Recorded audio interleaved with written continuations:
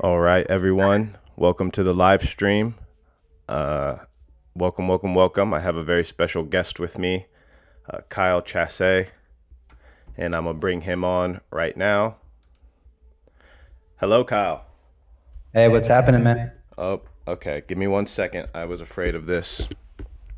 I need to put my headphones onto the computer. Pardon this. Okay, can you hear me all right? Yep, loud and clear. Okay, perfect. Welcome to Steak Podcast. Thank you so much for your time, agreeing to come on. And I'm just going to jump right into it because I know your time is very valuable. I know a lot more about you than you do about me. I've watched all of your live streams. I've watched all the interviews on YouTube. And I want to start because I want to make sure that we're talking about new things, right? I want to try to get to know the man behind the man behind House of Dow, the man behind Paid Ignition. I want to try to get an understanding of how your mind thinks. I want to take it back to kind of the progression of how this interview will go for everyone in the audience. And for anyone who's watching, I'm going to ask Kyle questions. If you guys have questions as they come up, please drop them in the live chat and we'll try to get to them at the end. But I kind of want to go, beginning, present, and future, and start in the beginning. I know you got into crypto around 2012, but I'd love to learn more about Kyle before then. Where are you from? What's your educational background? Was there anything in your past that kind of led you to know very early on that entrepreneurship and technology was the path you were headed down? Cool. Yeah, so I mean, let me just mute these other things that are happening over here. Yeah, so I'm from California originally, and yeah, sorry, I'm muting these things. Yeah, from California originally. I'm not sure exactly what it was, but I just knew like there was just a lot of things that I didn't really subscribe to that were kind of, that seemed to be the general narrative of what other people were doing. For example, I remember that I remember in like after was it after yeah like summer after I graduated high school, or whenever it was, maybe it was senior year or something like that, when people were getting their, whatever it is that like students get their acceptance letters from colleges, universities. I just remember being at my friend's house and like them running out to the mailbox, excited to get like a letter for like a college application or something, and just really just being confused about when people did these applications and things, because it was just never something that was on my mind. For me, all I wanted to do after high school was go travel, through Europe. So I did a couple of backpacking trips, two of them different through Europe, then one through Southeast Asia, through Thailand and Laos, Cambodia, things like that. And thought I was going to do that for a while. And then in between each different trip, I always had jobs that, paid really well, like sales jobs. Like I sold cell phones, worked at a gym, sold gym memberships. Um, and that was the best way that I could go travel again, was just basically, staying at my parents' house, making good money, doing sales. And then, and both times I came back between trips, I tried college. So I tried going to college, like the junior college in Santa Barbara. And like I really enjoyed going there. Actually, it's a beautiful campus, like, nice to be there. I paid attention in class, but after I stacked my classes, so it would happen on like 2 days a week, like Tuesday and Thursday.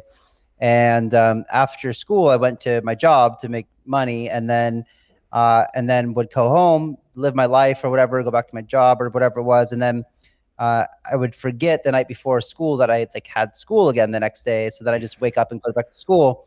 I never really did my homework or studied for tests or anything. So I just kind of went to school to go to school and enjoyed being there. But when it came time to check grades and things like that, I never checked my grades. Both times I tried to go to, 2 times I tried to go to junior college, and it just didn't really work. So after my trip to Southeast Asia, I kind of felt like I should do something. So I did go to some like kind of accelerated school that was geared toward teaching people how to do business, and I did that. So then after that, I just knew that I never wanted to go to university.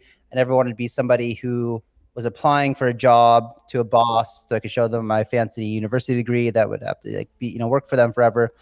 I felt like I definitely wanted to be my own boss. And so that's kind of my, my background growing up in California. And, after this kind of accelerated business school, I went and got my real estate license and started selling commercial real estate. And that Okay. was good. That was good until 2008, financial crash, and everything kind of froze. Like I had in 2006, when I had a really good year, I was like, oh, I didn't love it. But I liked it. Yeah. Um, and so I thought that, this is something that I could definitely do. I thought it'd be good money, really good money for the first year out of kind of like as a career, whatever. And then that happened. And that's when I kind of got into the entrepreneurship and starting businesses and, trial and error, went through some different things. And, yeah, I guess that's kind of the background. Yeah, no, this is actually a perfect place to interject because I know that a lot of your past experiences in business kind of have formed and shaped the way you've thought about, creating paid network and how you've structured it. And we'll get into that. But before we do, maybe you could just briefly kind of talk about, 2012 when you first found Bitcoin and kind of how you fell down the rabbit hole of this, digital asset, blockchain space, NFT DAOs, all of it, how you fell down that, rabbit hole. Yeah. Um, so I guess there was something, because I didn't subscribe to like the general narrative, people, I didn't really quite get it. Like people, were so programmatic. It felt like, the university and the voting, and the voting never really kind of made sense to me either. It was like, this whole system is rigged, I mean, I live in California, so, it really doesn't matter. I thought I've got better things to do with my time than go stand in line to make a vote that doesn't count at the end of the day. And for anyone who doesn't really understand what I mean by that, if you live in California, it's always a Democratic Electoral College vote. So it literally does not matter who you vote for. And people still feel they need to go wait in line to go do it.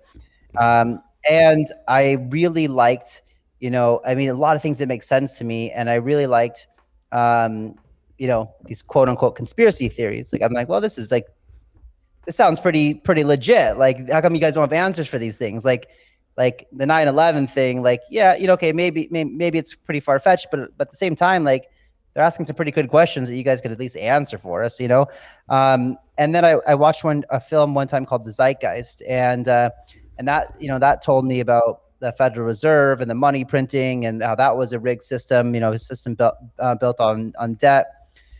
So these were before 2012. These are things I learned, early on, and kind of frustrated me about the system in America. But again, felt powerless. Like, what can you do?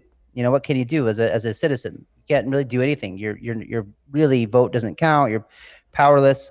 Even everything is designed to be, and especially in like a huge system like that, it's designed to kind of stay the same. It doesn't really matter who's president, to be honest with you. Like, it doesn't matter if it's Trump or Biden or Bush or Clinton. Nothing really has changed. My entire life, I didn't matter who was president. Like my parents and myself, we lived the same exact way.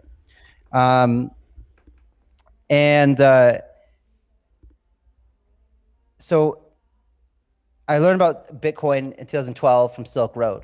It was just, so my buddy showed me it and I was just like fascinated. The first time I went on the dark web, I was like, man, what is this? I felt like I was breaking laws just by going on the dark web, Yeah. But it was interesting. The whole thing fascinated me. It wasn't just Bitcoin alone.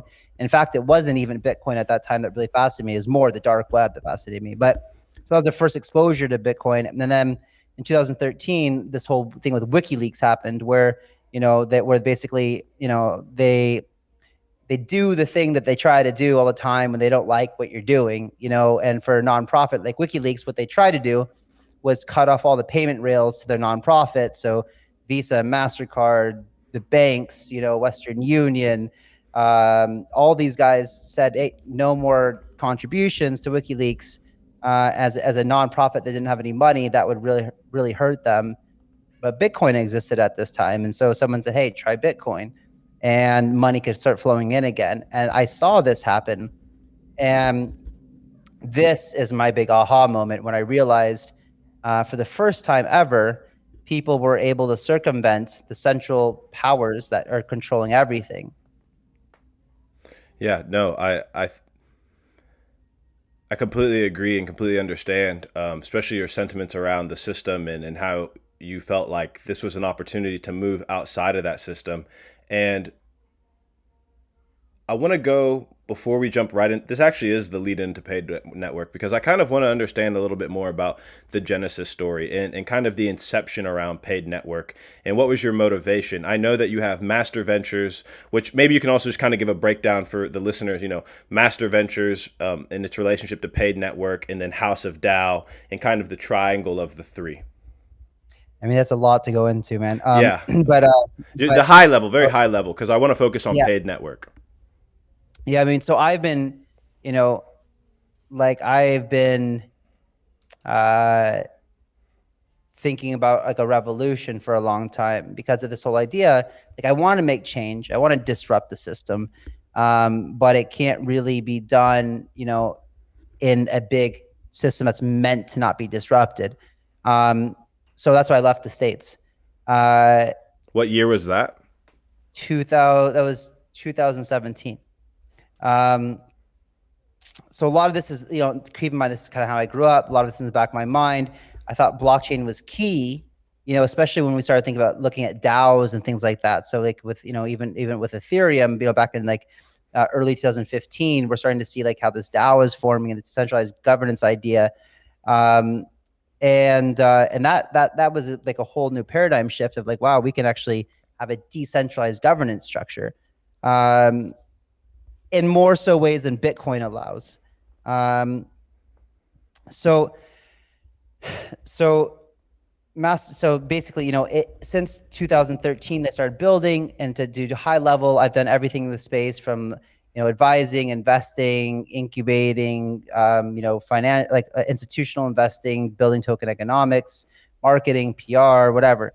And so I've been doing that for a long time. And when things started to pick up and I need more help for these kind of things, I started building up Master Ventures, which was investment of my own personal capital and advisory and incubation. And so, and then 2019, I wanted to start building our own projects in-house. I've been in the space for, 7 years at this point. I had seen a lot of different projects go to market. I helped a lot of projects go to market, and I felt confident that we could bring our own project to market. So, I'm focused a lot on infrastructure. Like, what do we need to make this adoption thing happen? And so the first thing that Master Ventures built, Master Ventures is the first company in crypto company that I started, is Crypto Exchange Alliance, which, the tech took us, like, the whole concept I've been working on for like 2 or 3 years. And the tech just finished on that. So we have another team now working for this. This is non-crypto. It's an equity-based company that's like a infrastructure for exchanges. And because that idea, we already did the validation and the product market fit and things like that. I had some time, last year, 2020, middle of the year, still kind of bear market vibes. I had, I'm in this court case that I've been in now for 5 years. Let's see, 2020. So that had been 4 years at that point. It'll be 5 years in August. So, so I've done a lot of different agreements with people in my career, a lot of different business agreements, contracts. And most of the time they go okay, but there's been a few times that they haven't gone okay. And one of them, back with this guy that I was going to enter into some business with in 2016, he committed fraud, and I was investing into his company. And so I could have just walked away from it or whatever, but I know this guy has a history of being a con and committing fraud, and I felt like a moral obligation to kind of go after him.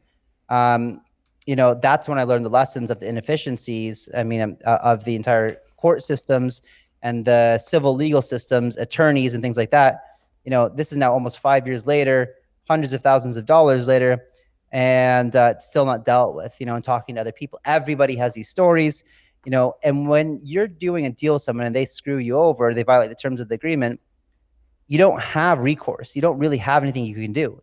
It just doesn't exist. So we still have, it's a really weird system. So we still have people, we're still super comfortable doing these agreements every day. And some people who haven't been through this experience think that this agreement covers them in some way or some way or fashion. But the fact of the matter is this really complicated legal agreement doesn't really do much for you, because if I screw you over and you have this piece of paper, good luck coming after me. I'm just going to be disobedient. I'm not going to show up to court. Maybe you might win a judgment against me, but good luck getting me to pay you. Yeah. Just ignore it. That's the easiest way for people to do it. Just let the person try to go through. They're going to spend so much time and effort and legal fees and headache. They're just going to give up sooner or later. And then you talk to people in other countries like India, whose court system is like 1,000 years backed up. Forget it. It's not even possible.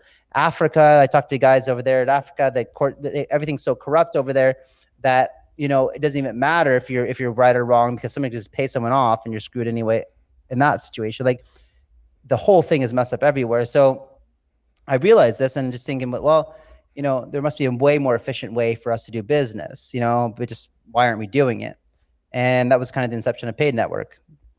Yeah, no, I'm very thankful. That was you painted the perfect picture, and that can set the framework for our discussion going forward. Which, for those of who in the audience who may not know, I am a 1L at the University of Oklahoma, so very interested in the law, very interested in legal disruption. I first came across Paid Network through Mr. Business on Twitter. He was talking about, he runs Spectre Group. I don't know if you're familiar, but he was talking about D-Law. And when I saw this, I became extraordinarily interested. As I've been exploring this space since 2017, I'm of the class of 2017. I've always kind of been thinking, this technology allows for so much disruption. And in your experience in real estate, right? I'm a real estate agent as well. So it's like you have the title company, you have the lender, you have the agent, the broker, and everyone's just getting a little piece of it. And I'm, working on my second deal now, and things have started to go a little sour on this deal. And you start realizing, like, there is no recourse. There absolutely, like, earnest money. At best, you might get a mediation and get it split. So it's like, there's no way to punish bad actors, and there's no way for people's reputation to, at least be manifested. And you've kind of highlighted that in just your anecdotal narrative there. You have an experience with the law, and like, I'm a complete legal outsider. Like, I don't come from a legal background necessarily, other than my education. And so you have a very unique experience as a businessman. Those pain points that you've just discussed, as we think about how software is eating the world, Bitcoin is eating banks. I see Paid Network literally as eating some of the transactional flow of corporate attorneys, because my understanding is, the software works by creating smart agreements that use very simple language. There's a reputation scoring system. There's going to be arbitrators. Maybe you can just talk about some of the mechanics of that network, and maybe how you see how you've designed the network to maybe integrate itself, or maybe completely disrupt the current sort of legal structures, if you will. Sure. I mean, people are we're so programmed to believe that that things are done in a certain way. We are, and really the legal agreement process has been so inundated in us that we really miss the big picture of how simple it is to make an agreement with one another. And a lot, I spoke to these two guys that are film producers from France. They just wanted to have a chat with me the other day, to talk about the problem that they were having doing, co-producing films on a global level. And they said they're asking me, like, well, what happens? Like, don't you think that you need arbitrators that have a unique expertise in a certain vertical? And I thought, well, let's talk through some examples, because I thought about this a lot, and I believe that your average person typically has the competency to tell who's right or who's wrong in a situation. I said, let's walk through some examples, because usually it's like, okay, you guys agreed to this thing, and that guy's going to pay you this much to deliver that thing on this date. Typically, that's kind of how agreements are. I mean, some of them are a little bit different, but like that's usually what it is. And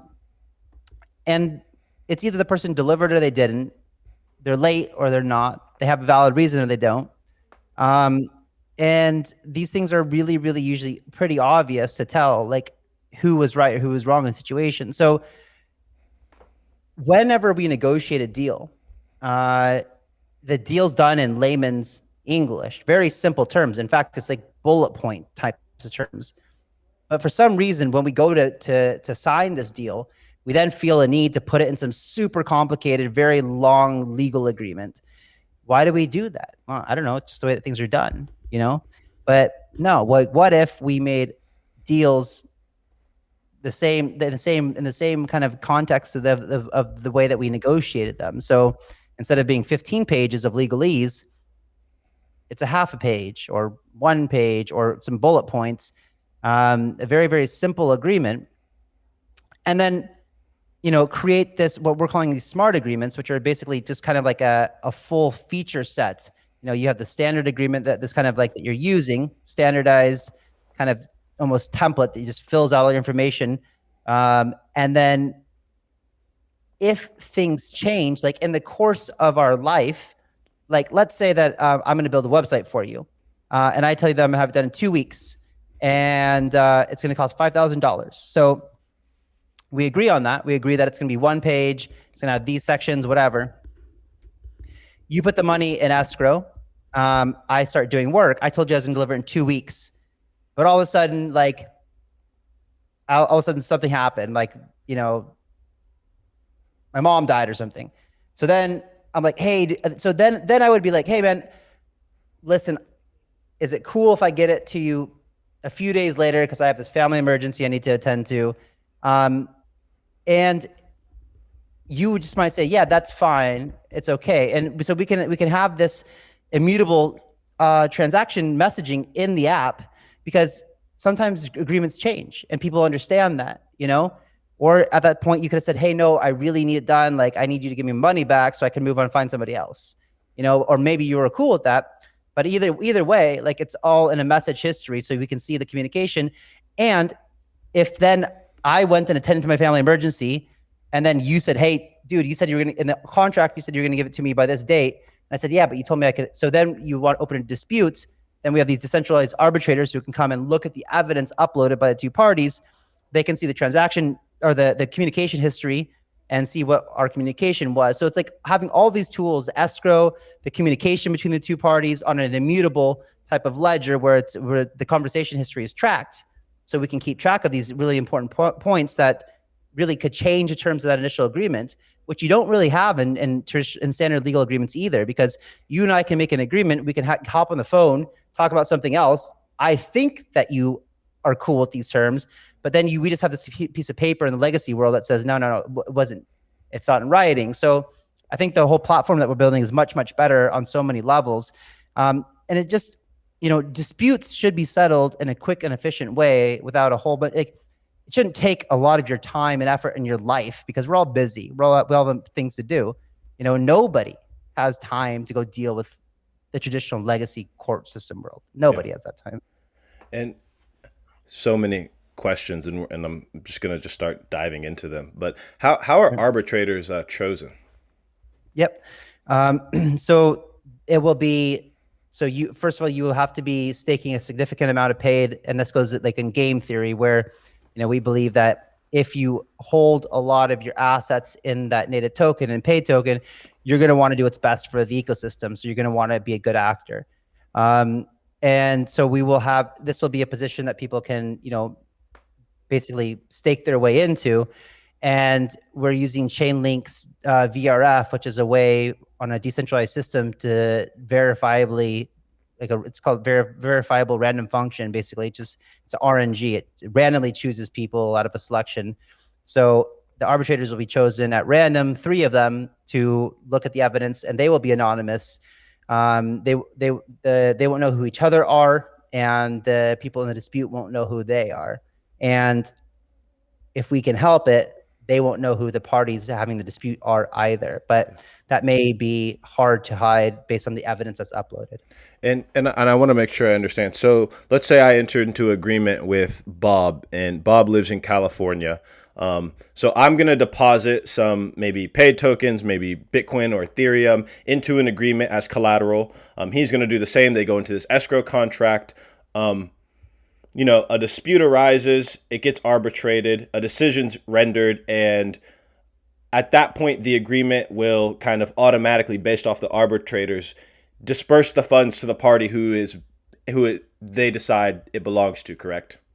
Yeah, so escrow being like in a multi-sig wallet. So either the person, it's the same way that like if anyone of you have ever used like Paxful or local Bitcoins or whatever, or even the dark market for that matter, it's the person who is receiving the service has the right to then release the funds to the person that the person that was paying, and then or the arbitrators have the ability to release those funds to one party or another as well. Okay. So what I really like about this is I see parallels between, everyone talks about Bitcoin as apolitical money and removing power from the state. And, the legal elite might not like this, but it's essentially like software is replacing the powers that have traditionally been reserved for the state. Would you agree? In some ways? In some ways, because we're not disrupting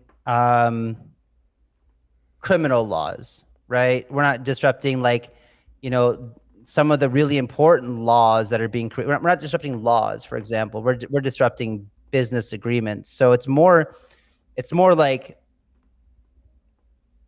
really removing that because it's ridiculous that the court. I believe the court and the judicial system should be used for criminal types of behavior, that are really serious, and like civil disputes should be handled, out of that system because it's way too inefficient. So, I think that there's a lot to work on in the actual legislative and legal system when it comes down to lobbying and laws, and that needs to be disrupted for sure.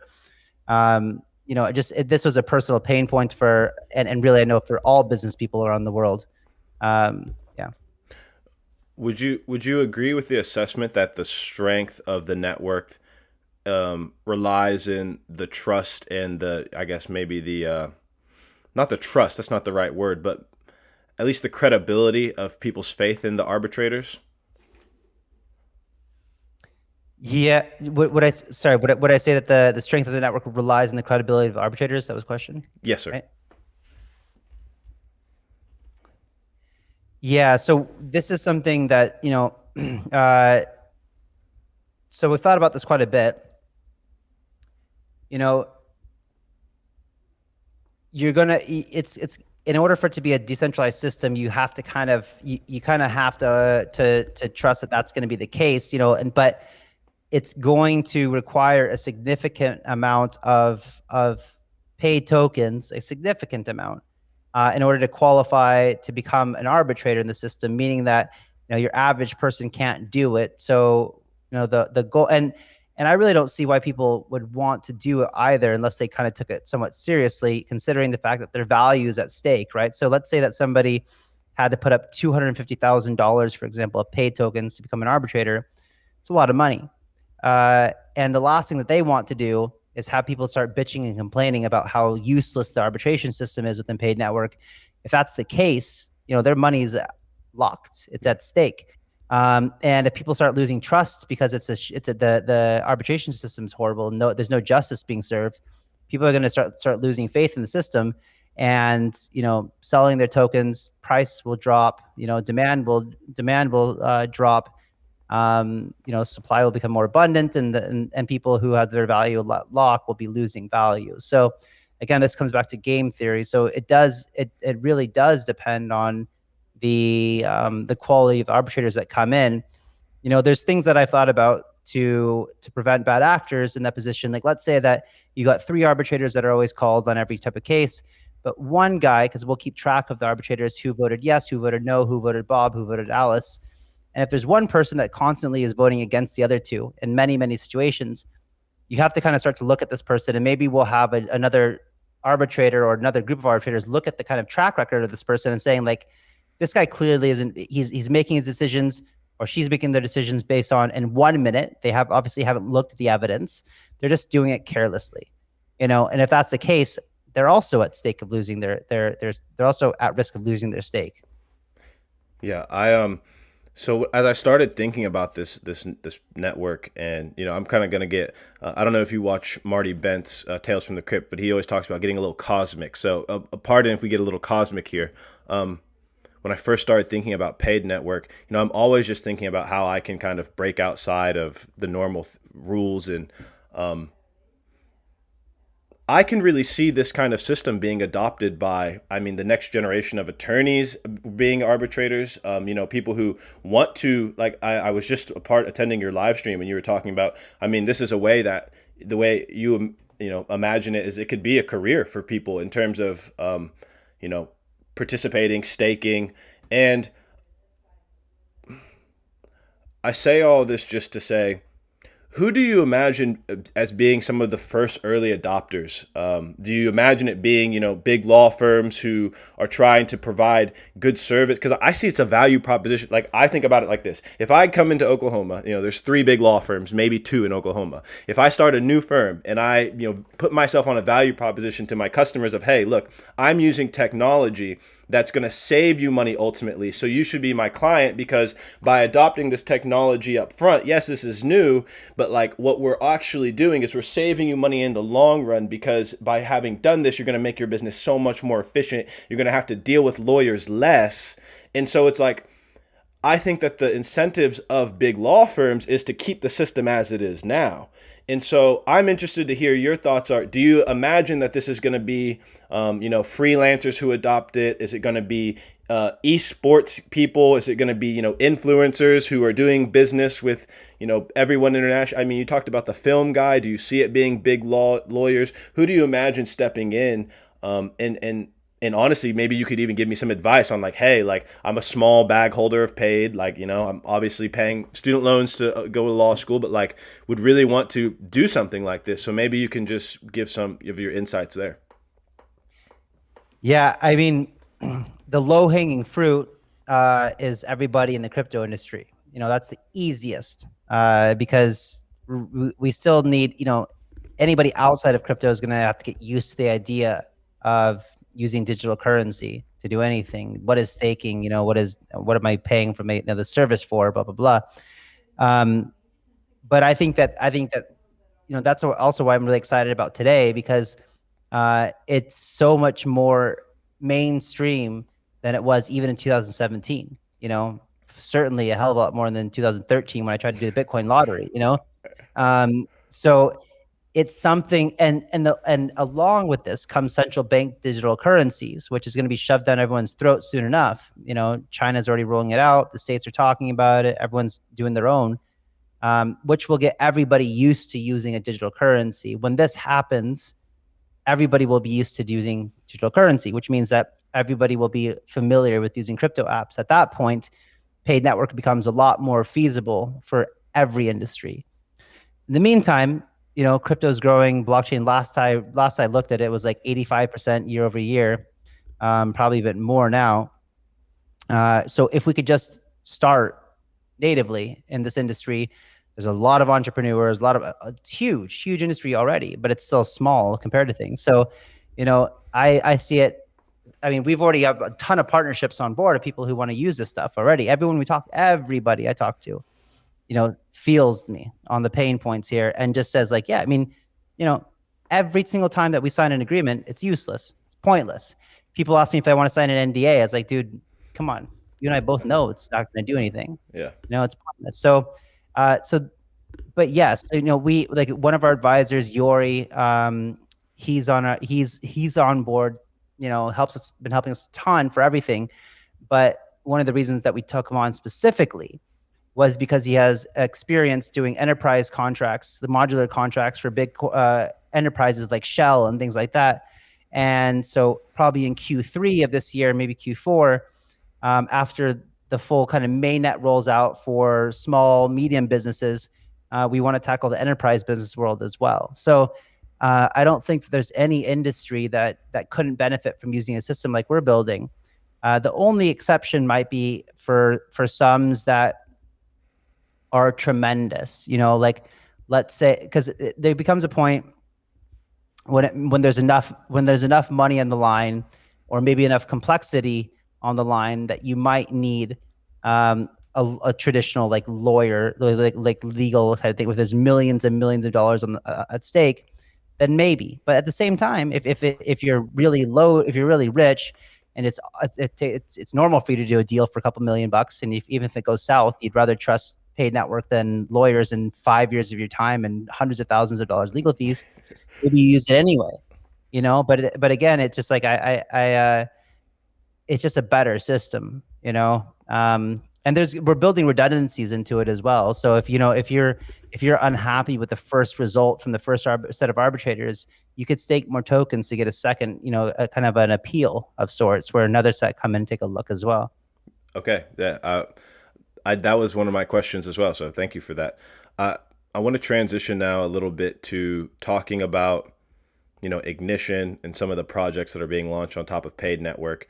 So as I learned and started researching you and your company more, it seems like Paid Network, and correct me if I'm wrong here, but in Master Ventures and House of DAO, it seems like there's almost this trilemma where you have your venture studio, and House of DAO, for the listeners, is kind of an incubation venture. I believe the location is in Thailand, but it's this really cool, very forward-thinking way of doing work, where people can come and collab. You stake your tokens to get access to the venture studio. You could stay there, be with awesome people.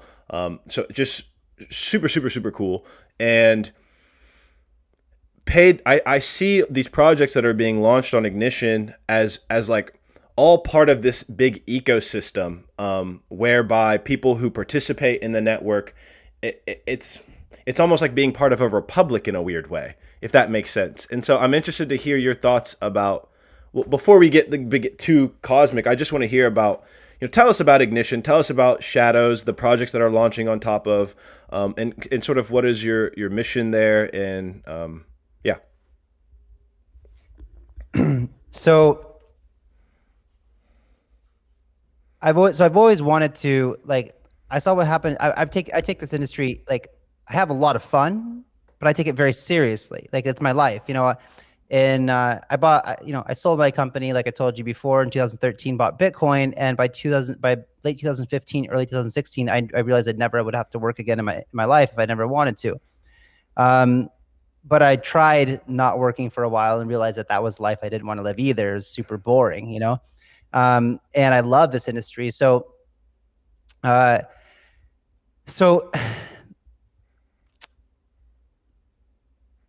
yeah, so basically what I, where was I going? I totally forgot. But yeah, so I have this history of really high quality. Oh yeah, I remember what I was gonna say. I want this space to be taken seriously, and for people to not get hurt in this industry, like financially wrecked. And in 2017, we saw a lot of this, a lot of scams, and really, and you also saw projects that just raised a lot of money that maybe initially their intention wasn't to be a scam, but they raised $50 million and things got a little hard. And so they just said, well, I'll just give up. At least I have $49 million left. And so, why do I need to work anymore? This is a really big problem. And it made a really, really big, bad impression on a lot of people about our space at the time. So I've always wanted to, Vitalik came up with this idea of like a DICO model, which is like a, decentralized autonomous ICO, basically a crowdfunding platform with a governance structure. But it basically holds accountable a project after they raise money to make sure that it continue to deliver in order to continue to receive funds. And so this, ever since I heard this beautiful idea, because I love crowdfunding, um, I'll just go back a little bit to my history. Like, when I was trying to be a young entrepreneur back in the day and start thinking about a business and like, oh, you need to go raise money. How do you do that? You go to an angel and you go to a VC. And by the time the VC takes over, you got 15% of your company left and they make all the decisions. I'm like, that doesn't sound like my company anymore. So I always thought like, so crowdfunding came along. That's an amazing idea. Amazing idea. You can get a bunch of people from all over the world who just have a little bit of money to invest in you, to give it to you, believe in you, and give them an opportunity to reap the rewards if you do really well. That's a beautiful idea. And you don't have to give up control of the company, for example, or the idea as a crowdfunding model. So I've always wanted to do this. And the idea of paid network came out, initially, and we built the MVP for it. But there's a long way to go before we build out the main net for paid network for the legal agreement side of things, or the smart agreement side of things. Well, I've been in the space long enough to know how important it is as a project to stay relevant and in front of people's faces on a regular basis. We cannot have a full-fledged DICO model or community governed crowdfunding model until we have things like arbitration, escrow, and governance in place, which again is probably going to take us 6 to 9 months to build out. So in the meantime, let's take the simple version or the ungoverned version of the DICO model, the crowdfunding model, and let's launch Ignition. That way, in a bull market, we can stay relevant and use the experience that we have from Master Ventures and myself of sourcing deals, since 2014, and bring that to our community, and give them an opportunity to participate in some of the highest quality projects that are launching, moving forward. So I think that one thing that sets us apart is my background, my background, my team's background, and the history and the track record for Master Ventures. So Master Ventures, if you go to our website under portfolio, it's very transparent of what we've invested into, and I mean it's an impressive portfolio. It's a good track record, and I think that's one of the things that definitely distinguishes us from any other type of crowdfunding platform or ideal platform where you have that experience. And we vet projects before they launch, and we make sure that they have a team. We make sure that we know who that team is. We make sure that they have some type of code written. We make sure that, that has a good use case. We look at the token metrics. We make sure that we set it up in a way that I would want to invest in this project. I would want to participate in it. Yeah. And I believe it's going to do really well in the future, and in fact, Master Ventures often does. Yeah. Or so far, I think that everything that we've lined up for, we have invested Skin in into the game. So, yeah. We're leading this, and then we're offering, and then we're going to launch it on Ignition. So we have skin in the game of everything that we put out to the community. I from watching from afar, I just appreciate how much integrity you have in the way you operate, in your constant communication and being, transparent with everything, and maybe arguably too much at times, you really alpha leaks. I really highly encourage people to, subscribe to your channel, and I'll have all that in the description. I'm going to take these last, we got about maybe 10 more minutes, hopefully, unless you have to run. Do you have 10 more minutes? I got it. It's fine. Okay. I want to take some time to be maybe a little selfish, because I think you're just so smart. And I've heard your advice to young attorneys. I want to hear your advice to me. I do. You kind of get a sense of what I'm about, what I'm interested in. I'm a 1L. I'm really trying to do something new. I care a lot about this space as well. And maybe if you can try to generalize it as well. But I mean, I want to be extremely selfish right now and ask, what is your advice to me? What's a 1L? It means you're in your first year of law school. It means you know nothing. Okay. You got 3 years, so I got 2 more years. You got 2 more years. Okay. And so what I've kind of been structuring in my head is kind of what I've heard you talk about, the Staked podcast, is my platform for being able to learn, to talk to people, create my own personal brand, but also to the advice I've heard you've given is, this industry is just so new. If you're a lawyer, you can go and kind of skip all this,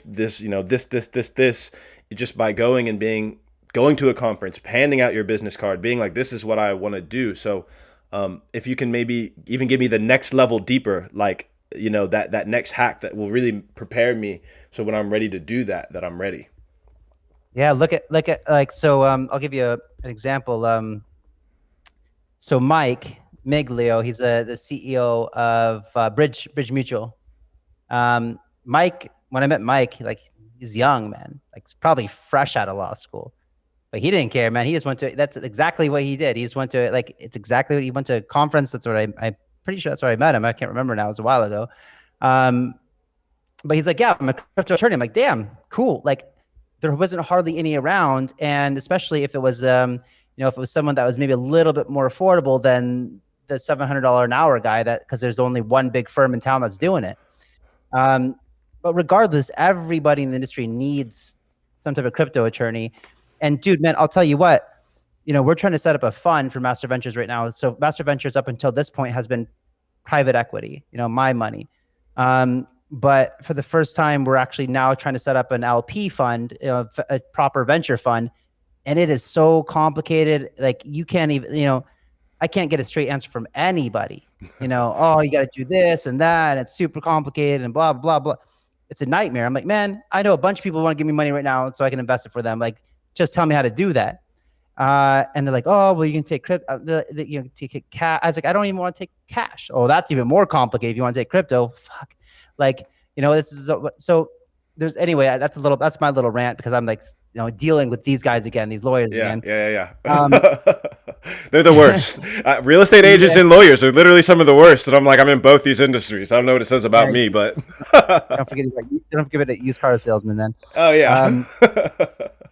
But yeah, no, like, so for you, what I would do if I were you is just take your time in law school to learn law, but specifically apply it toward crypto, so when you come out, because that's super useful, like, to, even if you wanted to start your own company, like, to make sure that you could just do all your own legal stuff and not have to retain that attorney, setting up your jurisdictions, making sure, knowing what you can and cannot do. And there's so much that you can do with it, but just apply everything that you're doing with that mindset of what you're going to do, and take the time while you're learning to learn, like, what kind of niche you kind of want to be in as a crypto attorney as well.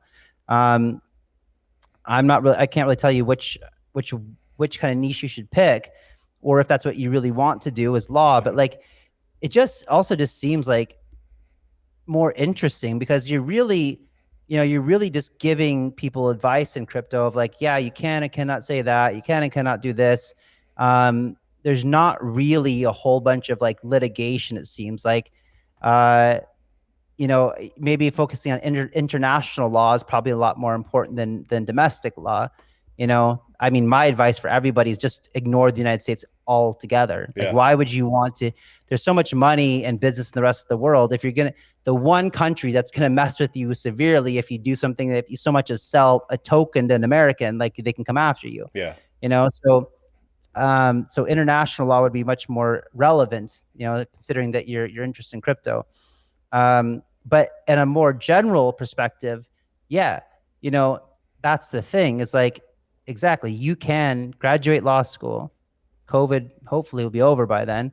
And you can get go to a conference and just start handing, like, because you should be confident. You have 2 more years to learn, and really nobody knows what the fuck the laws are for crypto, because it's always evolving and changing, every single day. So by the time that you graduate, you probably will know, what the laws are at that moment and what people can and cannot do. Yeah. I mean, I pretty much know what the laws are, and I don't even attorney, just from my attorney telling me what I can and cannot do. It's not that complicated. So yeah, that's my advice. Is the same thing for every other business too. It's still a new industry, and it's still growing so fast that there's so much demand for these services in the industry. Like, It's the same thing for developers. Like right now, if you're a developer watching this show, go learn Rust. Go learn Rust. Yeah. In You would say 2017, choose Rust over Python or Java or any Rust is the one? yeah, because I'm telling you, I've been trying to hire a Rust developer forever, a Rust blockchain developer. Okay. Sometimes I find a Rust developer that's been, working for some aviation or this or that or whatever. But, you know, in 2016 and 17, if you were a Solidity developer, you were expensive. But now it's pretty common for Solidity. But now Rust is a new, and Rust and blockchain together, like you can go out and, you can go out and work for a software house or something. But if you go out and learn Rust and you have some crypto knowledge and you know how smart contracts work, all of a sudden you got your $200,000 a year type of position. Yeah. Not only that, but if you're smart, listen to me, like don't work for, just tell if you find yourself, either if you're not entrepreneurial, find a cool startup to work for that you believe in and take tokens, because that's how you take the upside. Don't take the upside is tremendous in this industry. You get behind something really good and it does well, then there's tremendous upside for it. Like I don't even think along the lines of, I've got a point and paid in Master Ventures. Every single one of the employees or my team here, everyone's underpaid when it comes to a salary, but everyone's way overpaid when it comes to opportunities to participate in the types of the deal flow that we get. Sure. So everyone should be looking at upside in this space. No, I think and you too, as an attorney, like, dude, how much? I don't know if it's okay saying this, but like, man, our attorney made he hasn't stupid amounts of money. He has a lot of pay tokens. Let's put it that way. Yeah. No, I completely intend to be exactly that type of attorney. One last question, because we're running out of time here, and I'd be remiss. So a little bit of history. I know you don't really care, but Stake Podcasts started off as a Decred specific podcast. Are you familiar with Decred at all? Have you heard of this project? Yeah, back in the day. Yeah. Okay. I just kind of closing question, because the dorks, that's what I call the subscribers. We're Decred dorks. So the dorks out there, we would just, if you have any thoughts, or even if it's I don't know, but I gotta ask, because they would be remiss if I didn't. I'd be remiss if I didn't. What's the question? Oh, I'm sorry. What are your thoughts about Decred? I don't know enough about it, man. I know there's a lot that goes, a lot of it. I know the community is a very, very sincere about it. I just honestly don't even know enough about it. Like I know a couple times I've talked to people about it that just said and it made me interested, but never got into it. Fair enough. That's not because I didn't like it or anything, just because I never did. There's just too many out there. Yeah, exactly. There's so much out there. And I'm very happy that I found Paid Network. I'm very excited just to continue to watch you and the company grow. Do you think House of DAO will have more than one location one day? That's my last question. Okay. Yeah, for sure. We plan on having, I always say 20 or 30. That number is just kind of thrown out there. But, the idea really about House of DAO is it's not a place that you go visit. It's a lifestyle. It's having 20 or 30 of them around the world, in the coolest places in the world, where if your dream isn't if the idea of a white picket fence and that fairy tale life that you're told that nobody seems to actually pull off, because nobody's happy living in the same house forever, married with, that I don't see that in today's world anymore. But if you subscribe to a different lifestyle, one that you want to be surrounded by like-minded people because you're passionate about this stuff, and you want to see culture, and you want to travel around the world, and you want to bounce, but at the same time, you still want to have that kind of community vibe, and still, be around people that think like you, and you can leverage your networks as well. That's kind of what House of DAO is for, is to be able to live and work anywhere in the world, but still have family dinner at night. I love it. I think that's the future of organizing humans. Kyle Chasse, thank you for your time. Anything that I didn't ask that I should have? No, man. I think pretty well covered it. Okay, awesome. Well, to the dorks out there, stay staked, and see you guys in the next one. Thank you. Thanks, man.